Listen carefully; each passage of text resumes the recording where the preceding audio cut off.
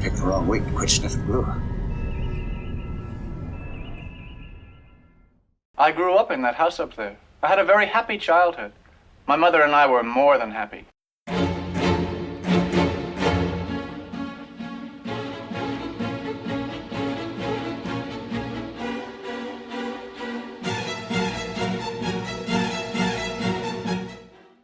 Welcome back, everybody. It's week 2 on the Bates Mansion, or this old psycho house, however you want to call it. And the biggest piece of intel I got over the weekend was from my good friend and dearest confidant, Phil Siegel, who checked with his kit and gave me the answer that I didn't really want to hear, but kind of suspected anyway. And that was that, no, there's no rhyme or reason to the way these windows are made. There are no instructions on what insert to put in which window. So you are at your own liberty. Now, I can tell, because it's shaped like this, that this bank of 3 windows are meant to go up in here. So from that, I can derive that other windows that have the same pattern of curtains, namely this one and this one with a shade pulled halfway down, are meant to go close to that. Now, I don't know if that means top and bottom close, like, first floor, second floor, or windows like this on either side of the same floor. So what I'm going to do is play a simple little game of what do I think where do I think these things need to go. Some of them are obvious. These 2 with doors on them are meant to go behind the 2 screen doors, and I think I may even want to, put those. Those will have to go back behind here, and they've got transoms over them. A lot, and I'll tell you that all of these are going to need to be trimmed to fit on the inside, because they're meant to go sort of like that, and but there's going to be obstructions. I don't have as much clearance on the inside walls as maybe these people expected you to have. So we have a number of windows, and some of these have their shades pulled down and some of them don't. And I'm going to simply guess, I'm going to go back, well, that's good. I say simply guess. I can go back and check the movie again to see how the sets were laid out. But I'm going to guess that you have the formal foyer here. You have, I'm going to guess that the kitchen is in the back. I'm going to guess the dining room is probably, this would be a sitting room. This might be a dining room here.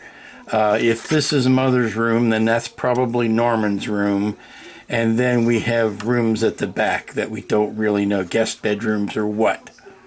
So, we go with what we have that matches. Here we have Mother's room. We'll start with that. It's most important. I need 2 sets of curtains that look like they match. And you want them to be pulled back.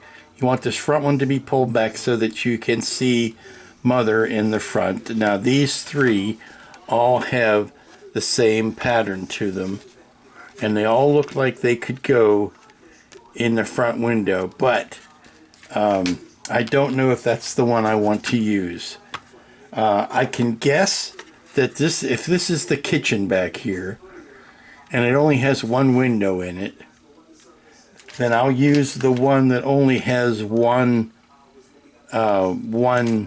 window in its pattern, if that makes a sense. Here is a window with a curtain that is with a shade that's halfway pulled down. Here is one that is just a shade with no curtain, and maybe that shade needs to go back there as the kitchen window. So that's kind of where we're at. Here we have this room. If this is one big room or is it 2 smaller rooms, I don't know. Here we have 3, but this layout of this house makes no sense as far as how the windows were laid out. if this is a parlor or a dining room or a sitting room, then these two windows should be the same. Mother's two windows should be the same. These three, maybe these three, if that's a long dining room, maybe those three, I could use the three that are similar. If that's one long dining room, then we've got two windows up here that need to be the same. So that's where I'm kind of at. I'm kind of figuring out. I'll start with the ones that I know, which are these ones up here, and I've had to cut this one to fit around these obstacles on the inside. And I'm believing that I can put these in with microcrystal clear. I don't want to try to use CA on them. I don't know if CA will make them haze over. I did notice there was a protective film on the inside of these. After you've broken them off of the sheet, there is a protective film back here. I don't know particularly why. I guess unless they don't want the paint getting scraped off. But the first ones are going to go there. And then we have, maybe that's what that's for. Maybe that's what that's for. Okay, we've got this one here that acts as the shears that go on either side of the front door, but we don't have a front door one by itself. Maybe that's what this one, or one of these singles is for. Maybe the one with, yeah, since that is positioned on the sheet next to the one with the shears, I'm guessing this is the one that goes, I'm guessing that's the one that goes on the front door. So yeah, we're going to be doing that kind of fun. Before I install any of these, though, I want to make sure that I have put the final flat coat on all of the house so that that flat coat doesn't get splashed up on the window inserts. I also, over the weekend, put some ballast down. This is Woodland Scenic's Fine Ballast. And I wanted to break up the flatness of the injected part, the styrene base. And then I realized that once I did this, it's the wrong color. I'm just going to paint that. I'm not worried about the color. But it looks as if these blocks or this shrubbery or this grass texture is way out of scale. It's almost as if you were a person and you reach down, all of these would be like golf ball sized. All these clumps of grass. So I'm hoping that once I paint it green, it will look less obvious and less clumpy. And then I'm going to dig out what landscaping scratch pieces or what materials I have on hand. Some of that stuff is left over from back when I did these Valley Forge. But I'm going to go back and look, and I might have a bush or two to put, just to liven things up a little bit. I did carve out a space for a sidewalk. It's a real shame that it's a real shame that they didn't include the big planters, because those are fairly iconic bits. I understand them not being able to do the whole hillside, but there are a couple of really big flower pot planters that went around the front porch that are fairly iconic, and that would have been nice to include. I don't know if there's anything out there in 3D land that I could print. See, once this sits down in there, it looks good inside the base. I don't know if there are any planters that I could print to add to that. And then again, do I want to get into that level of detail? That's kind of where my head is at right now, as far as, do I really want to start going whole hog on the landscaping? I saw the request to put the tree in. There's a tree that goes right about here that's on the tour now. I don't know that it was there in the original. So here you can well, let me see if I can find the cover. The cover of the box, even though it's kind of in shadows, you can see there's a no, it's kind of tough to see, but there were big planters right around the front of the porch there. This is, in fact, the stairwell this is the stairwell part that we're not going to be using. Also, I noticed there are downspouts that aren't included on the house. So maybe we have an opportunity at some point to run a really thin piece of styrene tubing to make gutters and downspouts at least, if not gutters. Again, how elaborate do I want to get? Now, I noticed on the artwork here they don't even cover the railing that's at the top of the house. Paul makes a very good photo etch set for that. I opted not to use that. I'm using the kit parts. Maybe this is a little chunky, but I think it sells the idea. But yeah, this is catching you up to where we are today. So let's start on the new work. Well, I hope you won't pay attention to the colors so much as the textures. Colors can always be painted over. And I do expect the final colors will be more in the browns and straw colored, but this is what I had on hand. Back when I was doing the Valley Forge, a friend of mine named Travis, who is one of my modeling buds from my local modeling group, he put together a care package for me because he is an expert on all things diorama and model railroad-ish.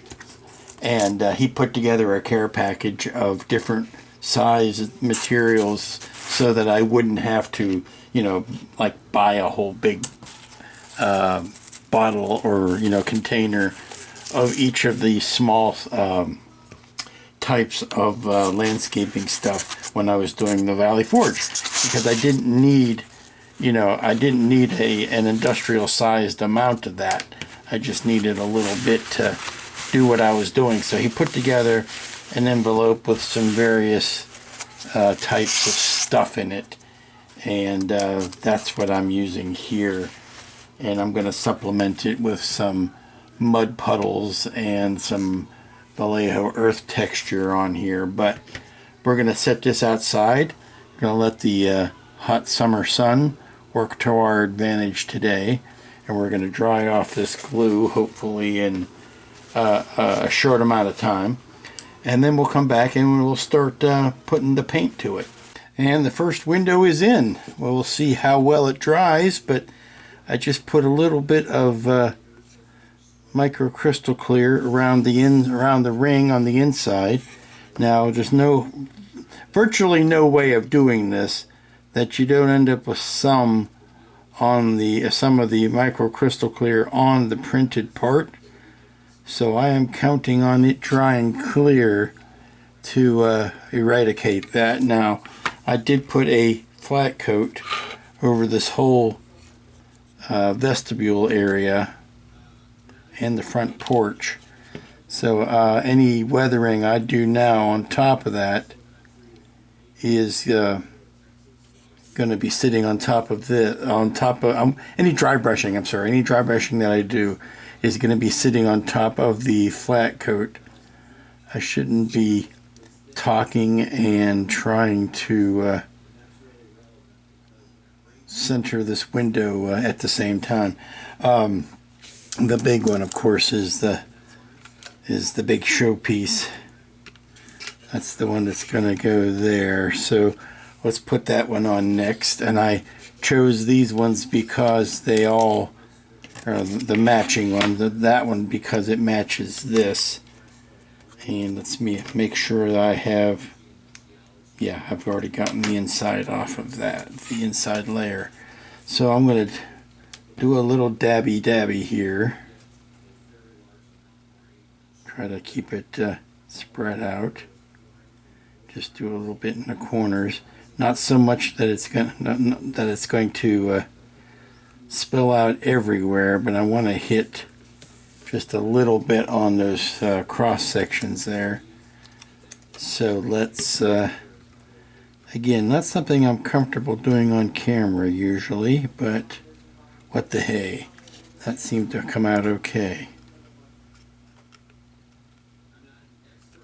I had to cut out around those areas there where the corner block joints were. Let's see how this looks from the outside. And it needs to go a little bit that way.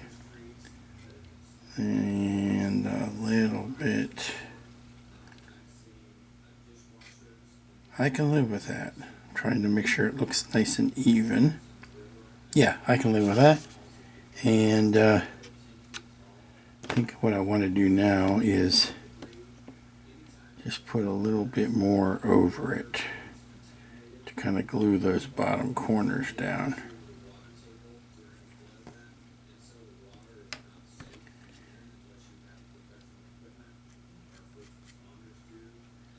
The tricky one is going to be the side lights for the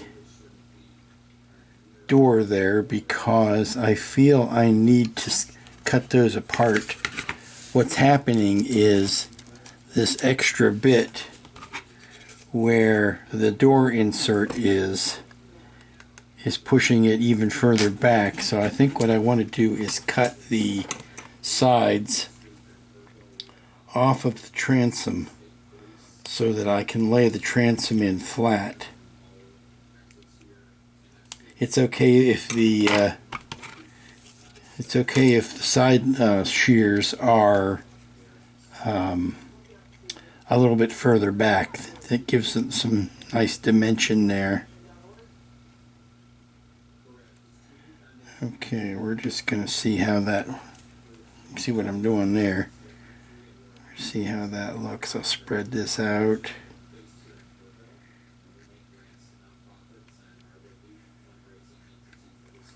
And it's tough to see because it's clear.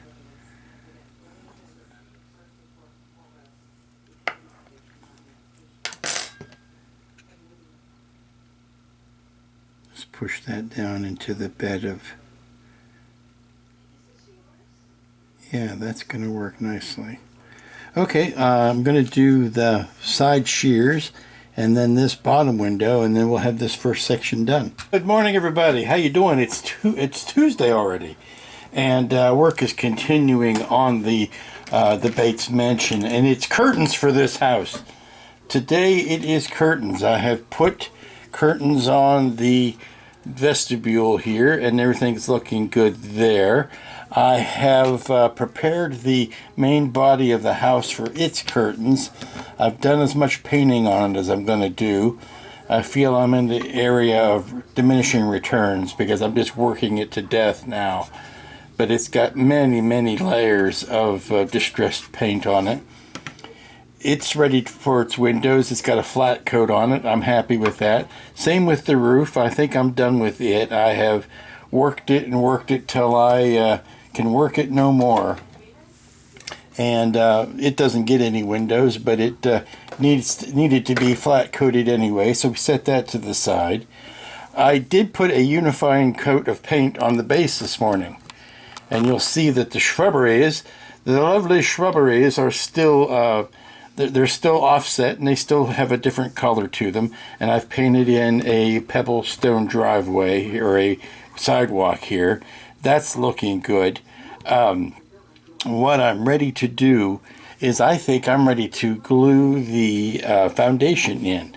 And once the foundation is in and I can put the storm cellar doors and the back steps and those types of things on, is I can do the final bits of landscaping that would go up right up against the house, and that would be any sort of little bush or planting that would kind of not only hide the foundation connection, but kind of help the house sit in the landscaping, so to speak. So I think at this point, and of course, in anything we put up against the side will also still have to be painted to match, or at least to fit in. But I think we're almost ready now. I've gotten some schmutz and some glue that kind of fell down around the inside here yesterday when I was saturating this thing with the scenic cement glue. So I'm cleaning out these channels because it's a tight fit to begin with. but I need to clean this out to make sure the house will fit, and then we can fit the foundation down into it. It's starting to look like a house now. I have pulled out some of my own stash of landscaping stuff, railroad stuff that I used on the Valley Forge, that I've been keeping because I'm too stingy to throw anything away. And what I want to do at this point is to run a bead of Elmer's pretty much around the edge of like this lattice work and the steps there. I don't know if I'm going to put any sort of landmark bushes here. I might. I don't want to get too precious with the landscaping here, just some odds and ends. But what I'd like to do is at some points where the foundation meets the grass and it looks a bit odd, like right in here, or it looks a bit stark, I might just run that bead of Elmer's in there and then sprinkle some of this smaller stuff that is close enough to the right color that I don't need to worry about trying to get paint in there. I found that I had some trees, some scenicscape trees. I don't know, I might put one or two maybe in the backyard here. I don't know that. I certainly don't want to put anything that blocks Mother's window, which is right about here. But maybe something in the front here that'll give it a little bit of height. But yeah, let's do that now. And I'm going to just do a mix of this coarse sand and this fall mixture here. And I'm just going to sprinkle it in there, and then we'll let it dry, and then we'll blow off the excess. So I'm starting to put in the curtains. And I decided to start with the most important ones first. It's kind of like, this is the center of attention. This is the reason you bought the model, was to have Mother in the window.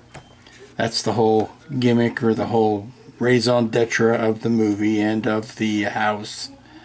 And so these windows here are very much like the main registry on the Enterprise. You know, it's funny how everything I build comes back to Star Trek, but since that is the thing that is going to gather the most attention, it is the thing you want to get right the first time. It's like putting the big registry decal on the saucer and having it crooked, so you want to make sure it's right.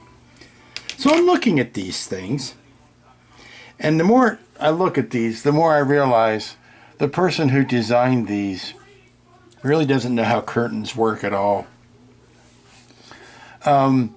These are designed nicely, but this is, if you look at any of these curtains, now barring the curtains that have they had the pull down shades on them, these curtains are what you would see from the inside, not what you would see from the outside. You would see this from the outside. You would see the back of the curtain, you would see the curtain liner. That's all you would see from the outside. People don't hang curtains so that the passerby can look at how nice their curtains are. No, they hang curtains in a house so that when you're in the house, you look at the window treatment and you see how nice it is. And any curtain here that has a valance over it, which are these guys here, not these pull down roll up shades, but the valance here, and the valance like is in Mother's room. Those would be designed to be seen from the inside, not the outside.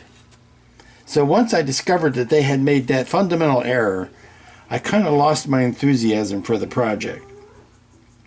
So now I am just going in and putting the windows in, and I'm kind of going, well, you know, that's a damn shame that there's that fundamental error there, but we're going to make good as good as we can with it. Also is a shame that there is this big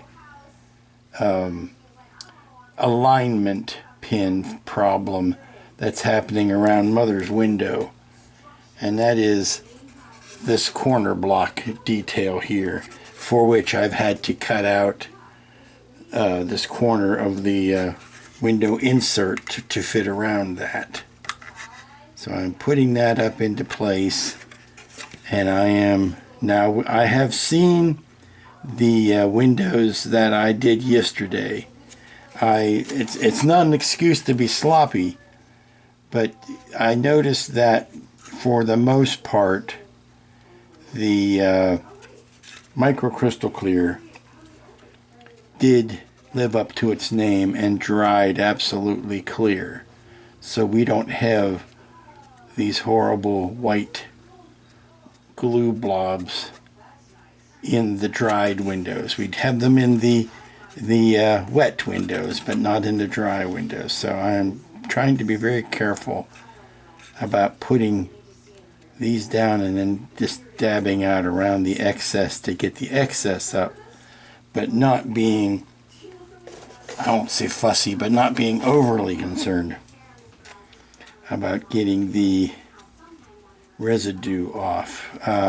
Now I picked, because Mother has 2 windows in her room, I picked the 2 windows, sets of curtains, that were A, open the widest, so you'd get the most light out of them, but B, also looked like they were the richest windows.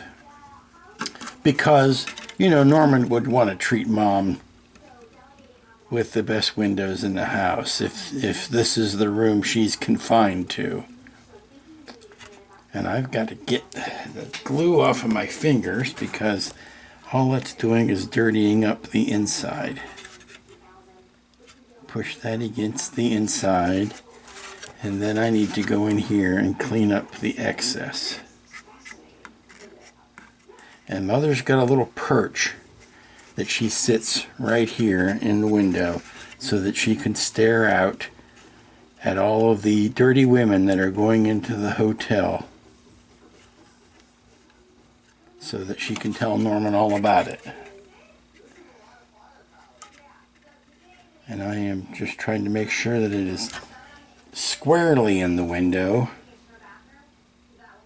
even though you shouldn't see the valance or the valance or the thing from the outside. I am making sure that it is nice and level.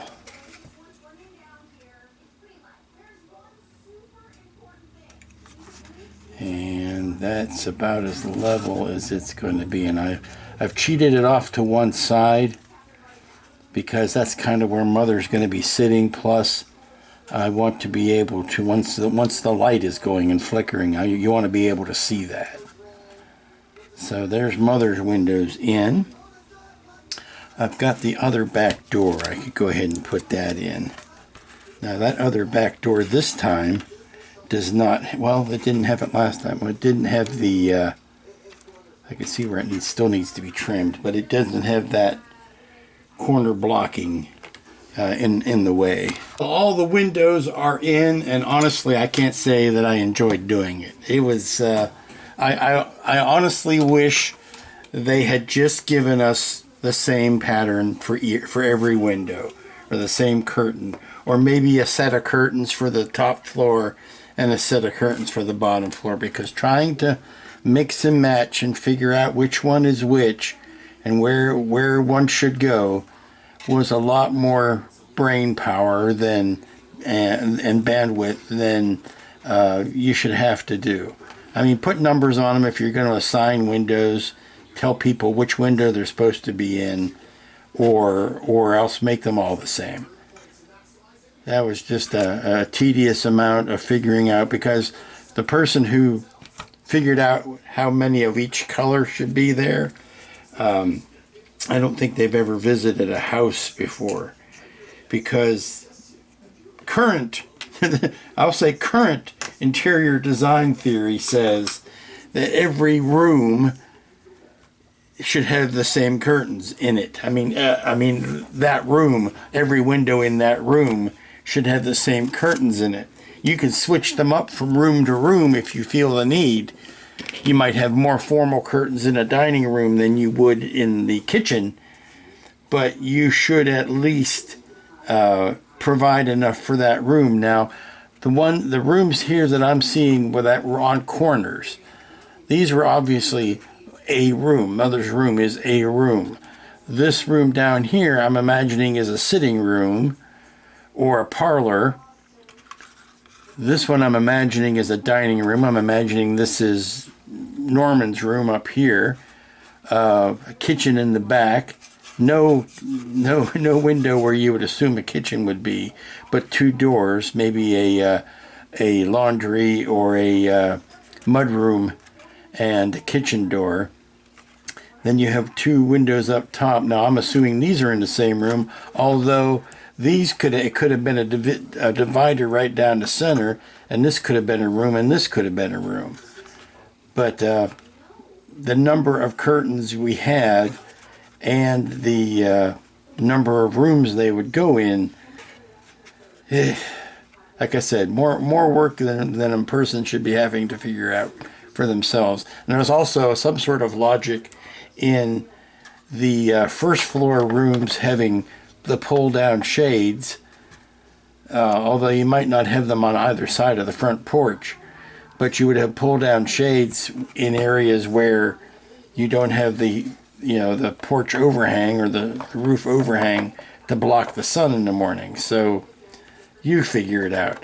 I figured out that they would have the curtains would be in the less formal, or the pull down shades would be in the less formal rooms, and then the formal rooms up front wouldn't have pull down shades except these two, because they're right up on the front porch. You would want to have some privacy. Again, more thought. I've put more thought into this than I'm sure the people at round two did when they made it.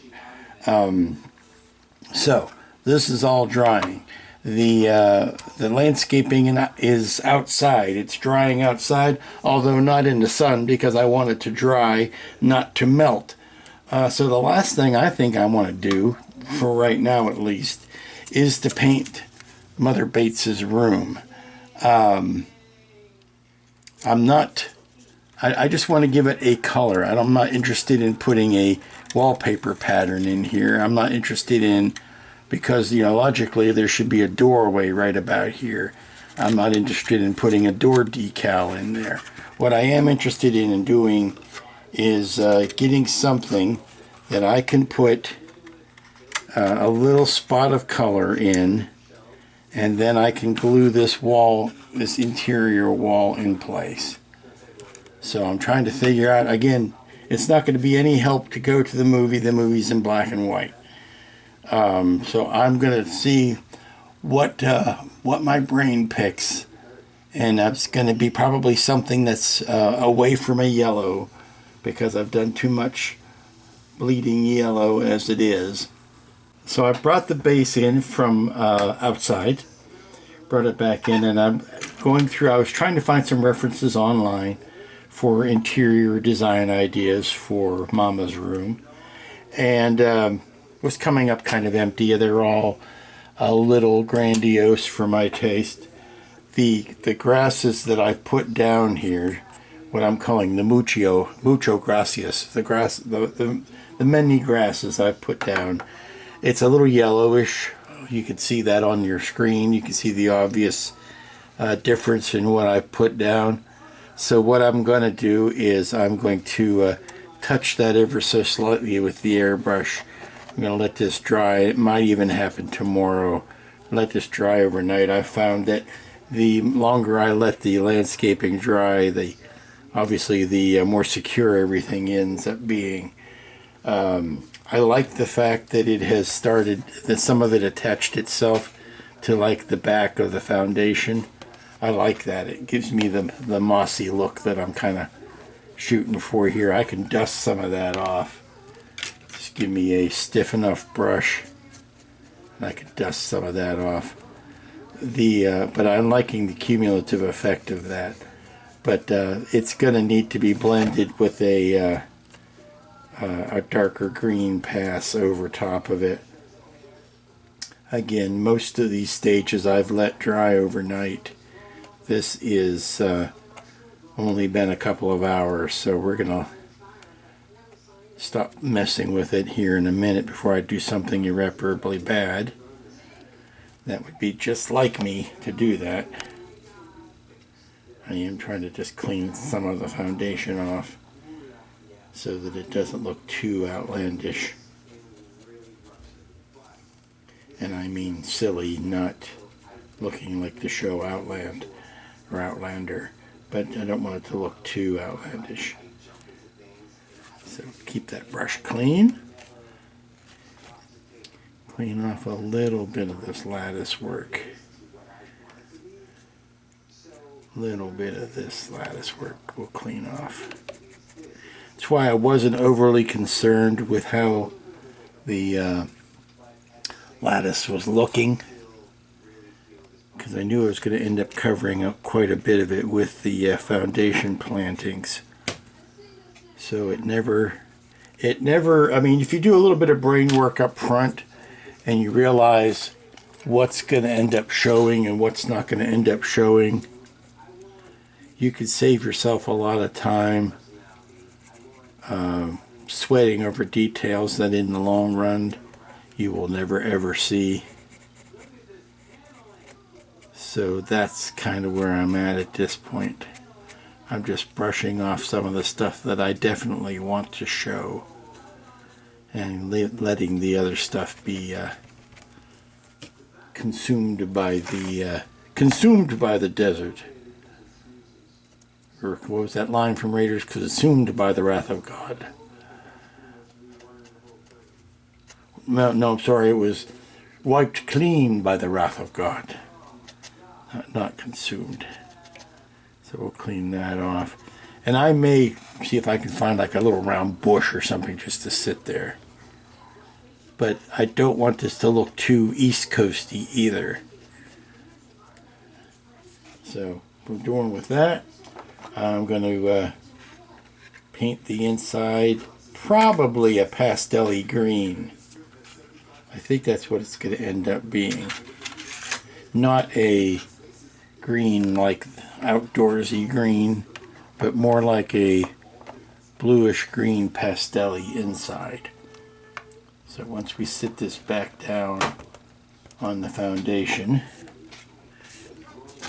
Now the ceiling in this room would be white, so I'm not really worried about that. That would be white. And put this in place. I think we're finally starting to get somewhere. I've done a little mother painting. Yeah, she's not as dead in this iteration as when he turns her, or the big climax in the I believe it's in the basement when they turn her around and they pull the chain on the light bulb, and you spin her around on the chair. It's not quite that, but she's not a tall well, as they say. She's not very colorful. She's got more dead in her than might be apparent. I said apparent, and it's her mother. Sometimes I amuse even myself. I'm to the point now where I want to let this thing dry for a good long while. But to do that, I think one last piece of assembly is called for. I think I am ready to glue the building down to the foundation. I can't think of anything that's stopping me at this point from going ahead and doing that. Anything else I need to do, I can do with it while it's in the one big piece. So what I think is going to be best is to go ahead and sacrifice one of these brushes, because I'm going to have to spread a lot of the paint, or a lot of the MEK at one time. Just, slathered around that foundation and then push everything down.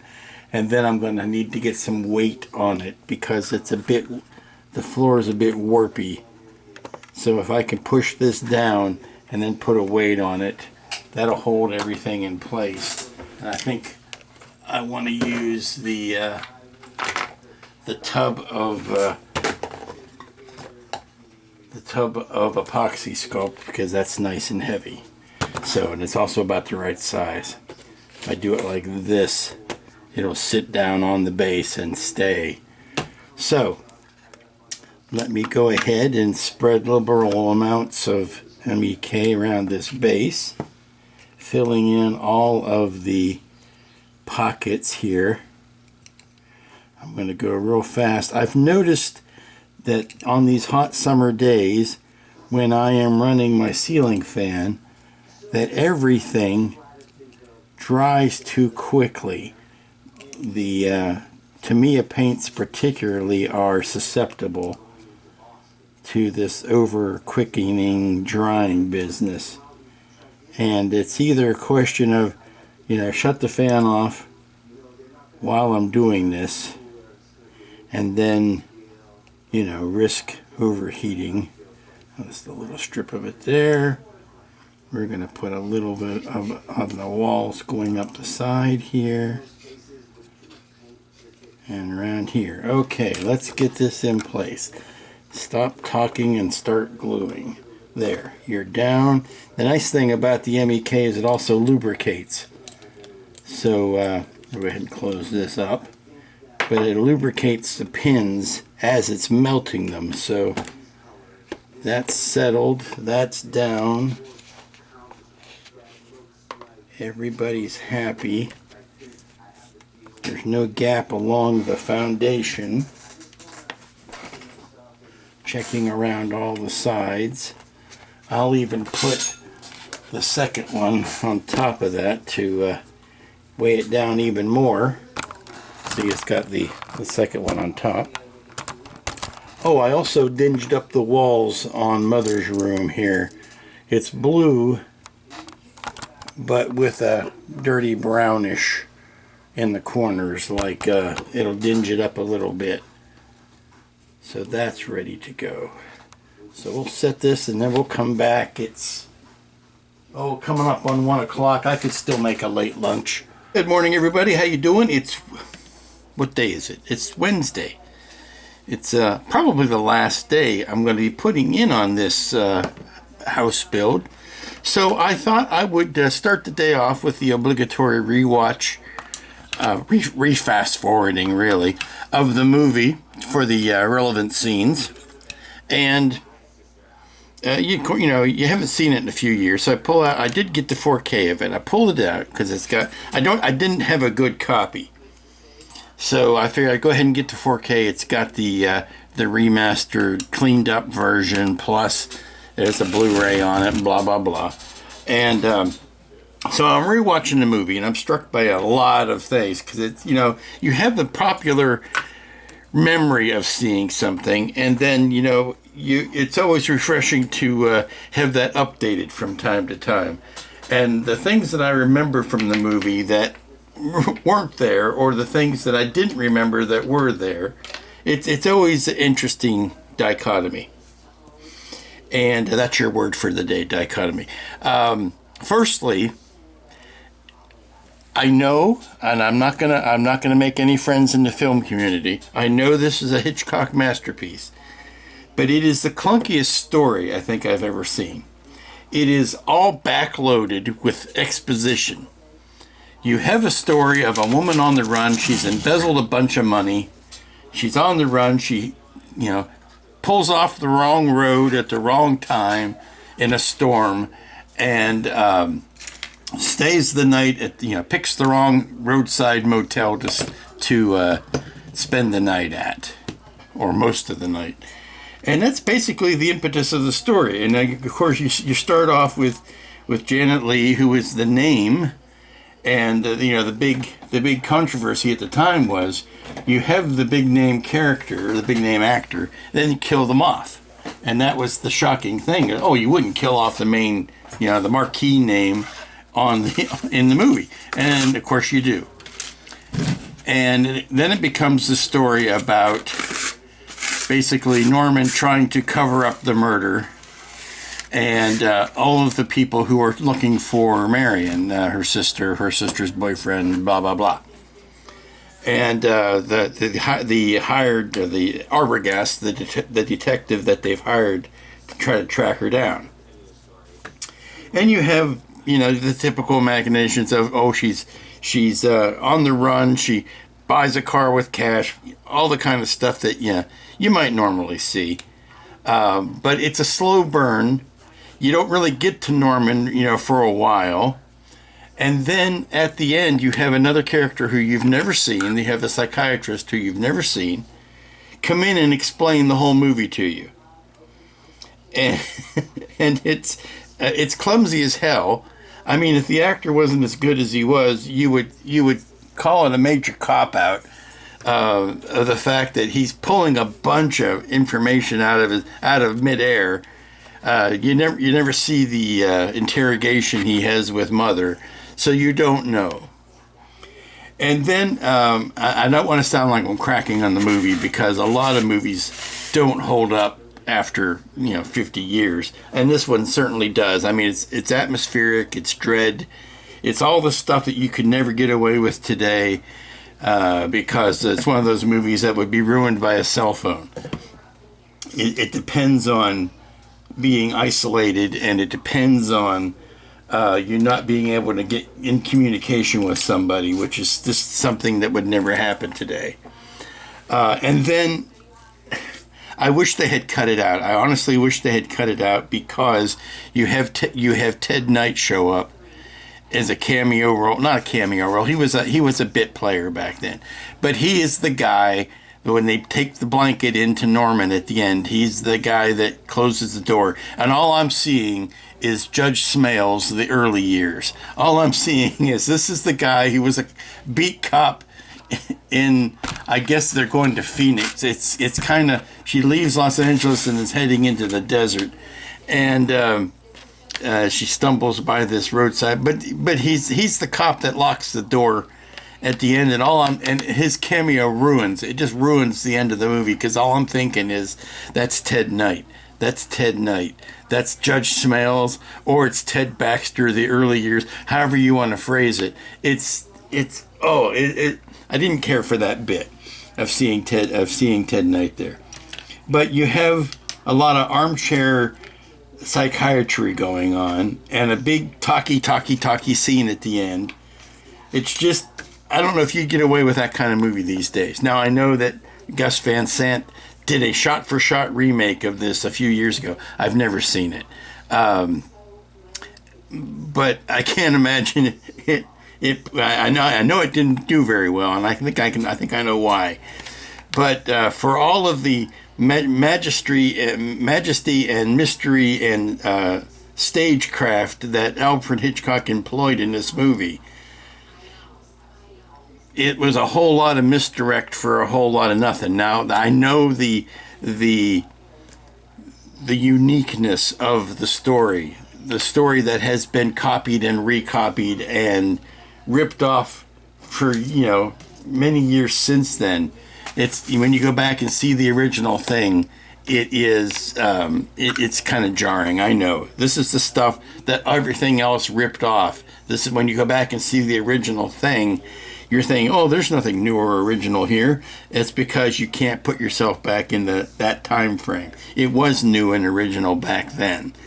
That's the kind of thing. It just doesn't. The shock of it is the thing that is probably the most dated aspect of the movie, is the shocking aspect of it. So, enough of my armchair movie review criticism. What I wanted to say was for the house being such a central image and such an iconic image in the years since the movie, it's very strange that the house itself features in about, 10 minutes of the movie, of a 2 hour, an hour and 49 minute movie, and you're an hour and a half into it before you even really see a scene that takes place in the daylight. Once she's out on the road, the scenes at the beginning when she's taking the money, that's all in the daylight. But with the scenes at the roadside, at the motel, at the mansion, there's like an hour and a half before you see any of that, and they're all filmed in such darkness that it's amazing that you can tell any of the details of the house. And one last thing is, like, there's a whole lot of breaking and entering in this movie. Both Arbogast and Marion's sister, they just blithely walk into the mansion. No knock on the door. No, hello, is anybody here? I'm just going to sneak into this house, and frankly, they get what's coming to them. You break into my house, I'm going to stab you at the top of the stairs and throw you down. That's just standing your ground these days. The things I've noticed about the model, though, that again, I mentioned this the other day, the lack of any planters. There's also a detail at the top of the steps that's missing. There were little newel posts at the end, at the bottom of the staircase. This step here. Let's see, what else? The windows on this side here, when you look at the inside of Mother's room, this window is in the correct location. This window should be a lot closer to the corner of the room. This where the window is now is basically where her bed would have been, and there was a fireplace in that room. There was a fireplace in that room with no visible wall for that fireplace to have, for the chimney to have come out of. This was part of that mentality back then where, you designed your interiors and your exteriors and logic be damned as far as whether or not they actually lined up. This is the era of the sitcom where, the houses, the interiors were much larger than the houses are, and then the exteriors, and the interior windows meant no relationship to the exterior. It was just moved around as dramatically needed. But you have something where her front window is there. It's always, that's the picture you're seeing. Sometimes you see the vestibule lit up, but most of the time you see her window lit up. And I think this is fine for the as-built set, but on the interior set, this window is much closer to the corner than the center of the room. This was the rabbit hole I didn't want to go into. I just wanted to build a nice simple model and put it in place and get it done. But now I start thinking about it and caring about the inconsistencies of it, and it starts to bug. It starts to bug me. So I'm going to finish this up today, and then we're going to go on to something else, and we're probably not going to think too much about this again. We know about this. Again, the view that they made. This was the view that they created. This 3/4 front corner view. That's all if I were to sit this like this up on a hill and take the camera like this and put it down low, that would be the view that we want to see. Everything other than that is bonus, is superfluous. It is not what we care about. So as long as that angle looks fine, everything else is out the door. And again, there was an exterior shot early in the film. I think it was fairly early. I'd have to go back and check it again. Where we do see, let me get this out of the way, where we do see a chimney. And model has no chimney, no flat roof. Would the chimney have been in the center? Would it have been off to the side? We don't know.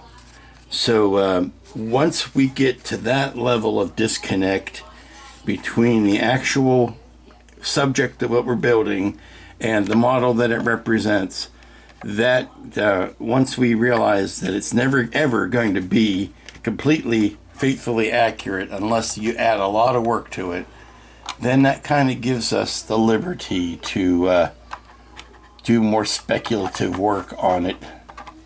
And I'm sorry for the long rant, but I wanted to get those thoughts out while I still had them. So we are going to pop the light in here, and having painted the floor and the walls, we do have a lot more activity going on than we did when that was simply a black void. So There we go. Now, I need to put Mother in her perch, and we'll be pretty much done. I do want to see if I've got any landscaping bits that I could put, maybe add some bushes. What's really missing, I noticed from the scenes that I did see where you could actually see what was going on, is that there was a lot of tall grass.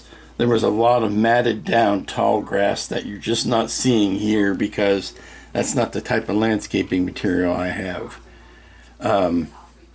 It was almost hay. I mean, it was that tall. So I'm going to see what I've got, and maybe I can add some to it. Okay, so I'm scraping through my materials here, my model railroad stuff, grasses and flocking and stuff, and I come up with this. This is actually pretty close to the long grass that I'm talking about. It's a little long, but I think, I mean, in scale, it's not horrible when you lay it down like that. It gives more of the unkempt, unmowed yard look if I spread some of it out like that. So I'm wondering now, yeah, I'm liking that. I think a good ground cover of that would give me the tall grass look that I'm shooting for. I just need to spread it out so it doesn't get so clumpy. It should look more like the wheat. And it was mostly covering the walkway. That was not a cleaned out, well manicured driveway or sidewalk there. So my question is about laying a thin layer of the do I lay this down first and then put the diluted scenic cement over it, or do I put the scenic cement down first and then lay this into it? That'll be in the question. And if I make it thin enough, I don't have to worry about painting it because the green from underneath will show through it. I've added the tall grass, and we're going to let this, I'm going to take it outside and let it dry. Let the glue set up, and then we're going to see from there. But I think that messiness is a lot. Of course, we'll blow off a lot of this.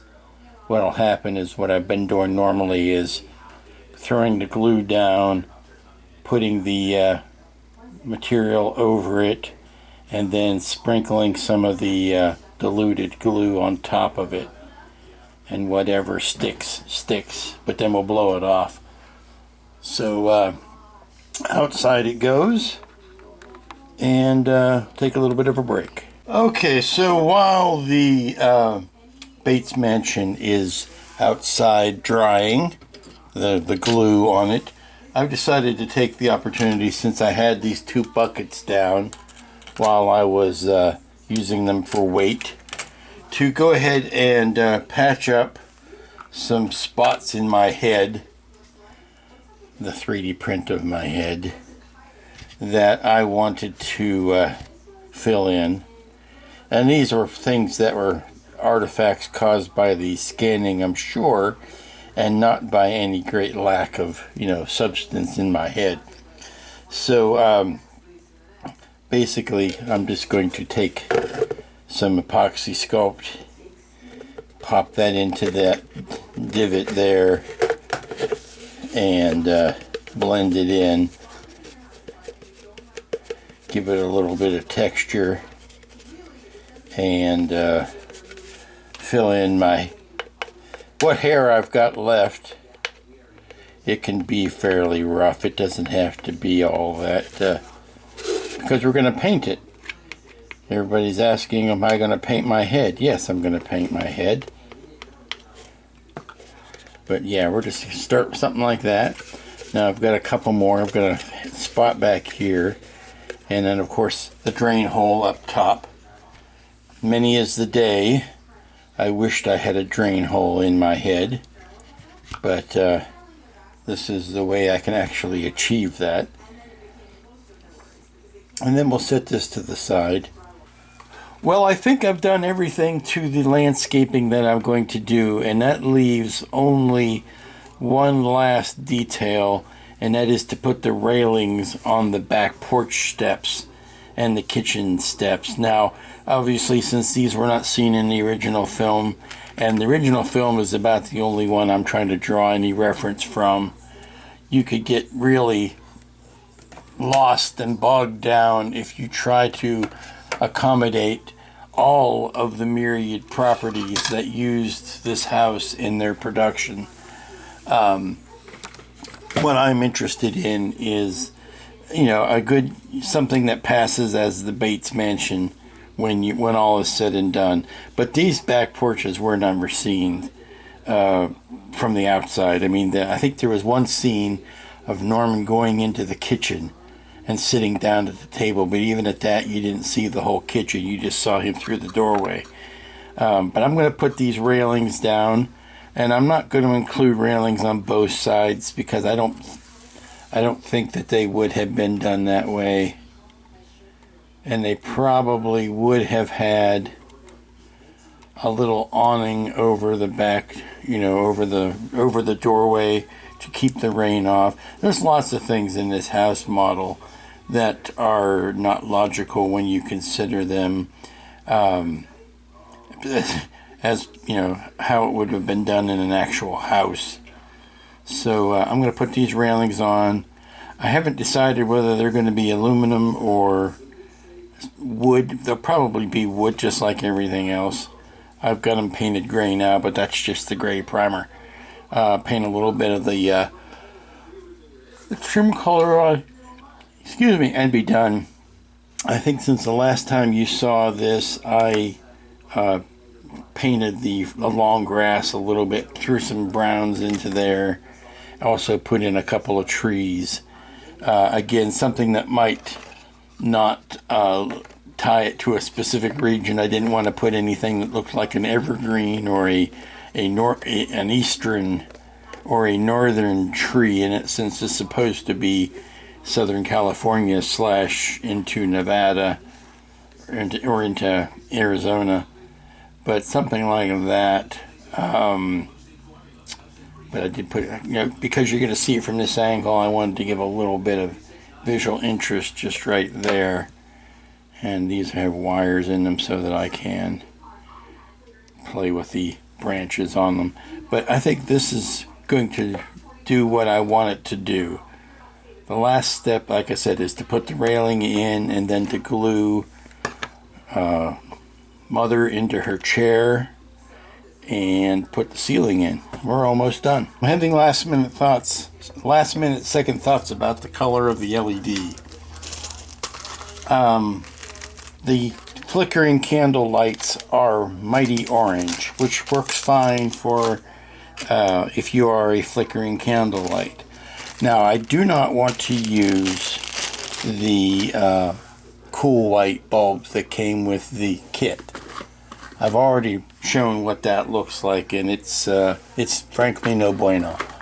I'm looking for a warm white or a neutral white. There is a thing called a neutral white that is halfway between. It's something that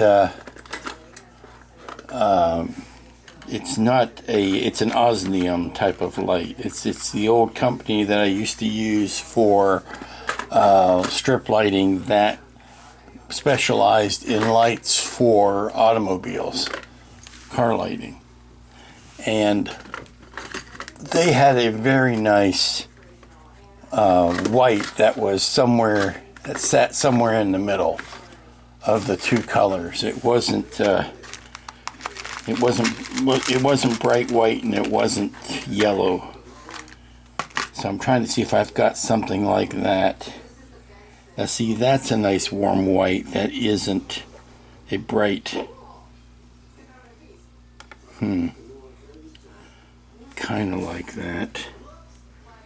It doesn't look like a modern high bright white. Let me see.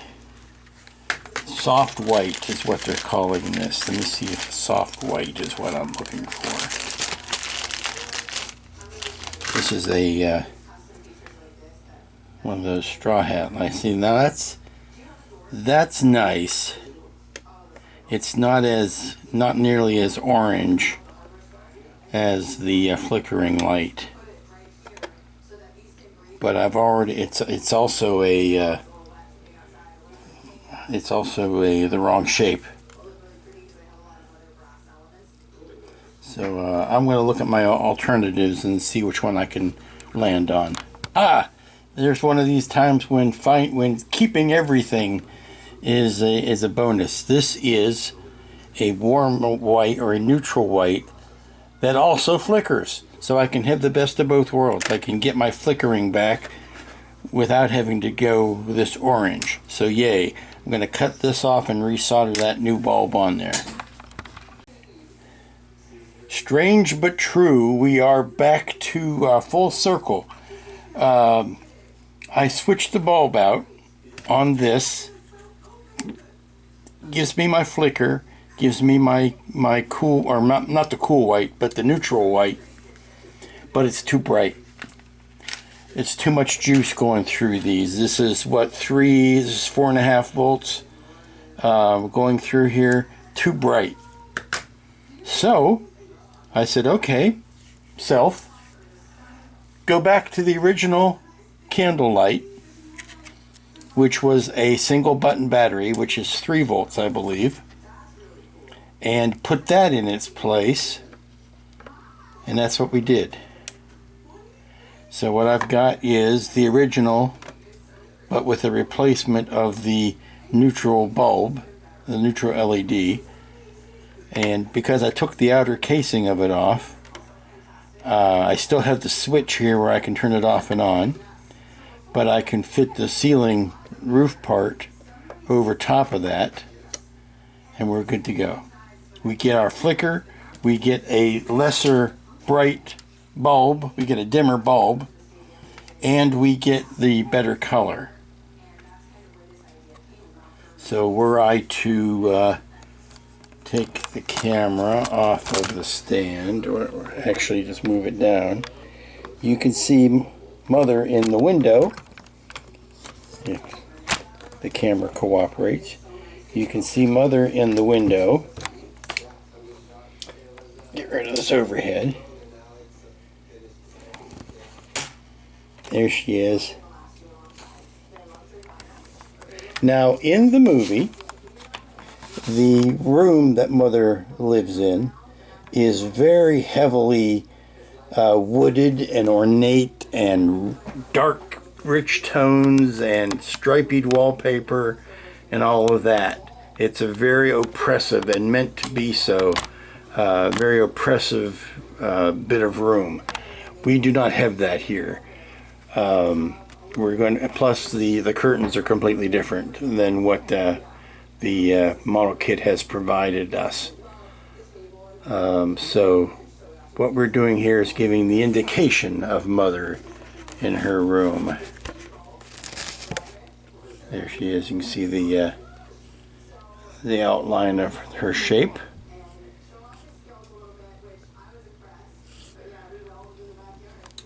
And that's going to do it for this week. A bit of a truncated week, a little bit of an early finish, but still not enough time to really pick up another project and give it its full attention, which is good because I had an order come in yesterday and I was out of vinyl, and you know, housekeeping stuff you don't need to know about. But I'm back on track now, so yeah, finishing early actually helped this week. So we got the Bates Mansion finished, and here he is, she is, it is finished Bates Mansion. Now I did the rare thing. Actually, a lot of times when I am making these videos, I will just do my stream of consciousness and do my video, and then put it all together and post it on Friday night and Bob Your Uncle. This time I actually went back and watched it before I did this wrap up, because I wanted to see if I remembered being as harsh on the movie as I thought I was. And no, I think what I said was pretty accurate. You just have to remember that you can't adequately judge the impact of something that's been around all your life because you don't remember the world what it was before said thing happened. So yeah, I may have been harsh on Psycho, but you got to remember, before then, the world had not seen anything like it. So take it in that respect. And so next week we will pick up. We will get back on the horse, almost literally. We're going to go back to our figures and vehicles and that type of stuff. So until then, y'all be good. Be good to each other. Be safe. Be smart. The usual. Try to stay out of the heat if you can. Stay out of the rain if you can. Keep dry. Keep cool. Keep dry. Keep coming back.